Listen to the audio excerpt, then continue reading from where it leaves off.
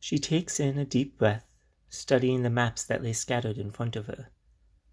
Whatever lays in wait, she'll find her way through.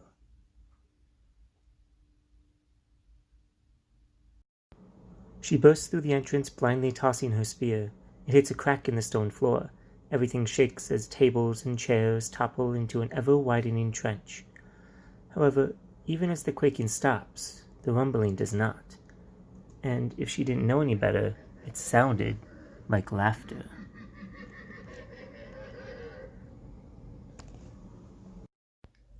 Patrons stood and rushed to the walls, pressing flat against them, all of them humanoid with red skin and covered in green vines. A strange piano in the corner created a moaning sound as one of them scrambled up it to escape falling in. A moment of shocked silence, and they began to chuckle along with the voice from the pit.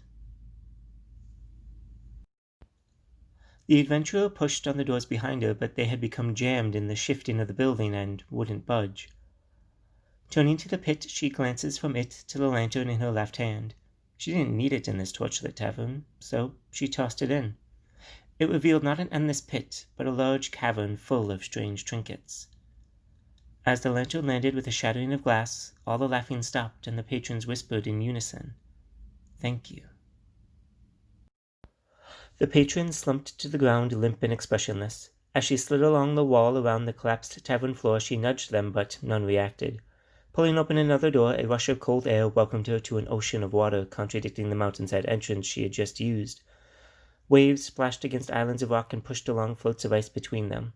Voices echoed in the night sky. "Are you the one to lead?" Between the echoes, a single voice surrounded her as pages fluttered down.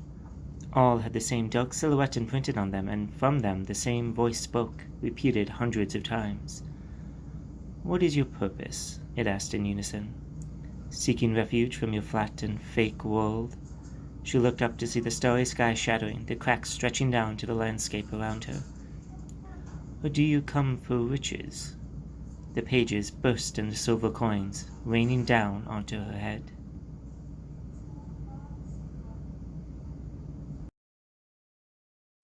Streams of gold begin to flow in the sea, carrying small creatures, slender, only a foot tall and with the same red skin as the patrons.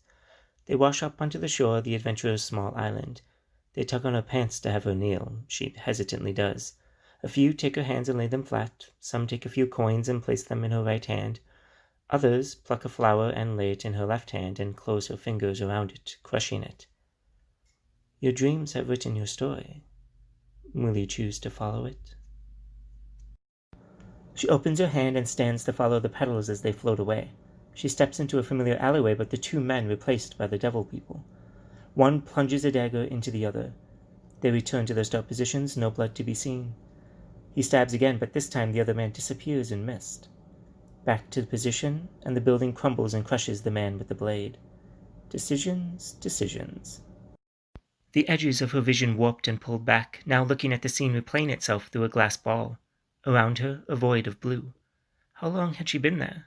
A watch appears next to her. How does she get out? Ropes dangled in front of her. She clutched a small cross that hung at her waist. Why afraid? Just decide. She stared at the scene frozen until the ropes ensnared her wrists. You offered, I gave. Why stop yourself? Don't you want the voice interrupted by a chorus of voices calmly saying, Stop. A leader takes charge, the voice echoes away.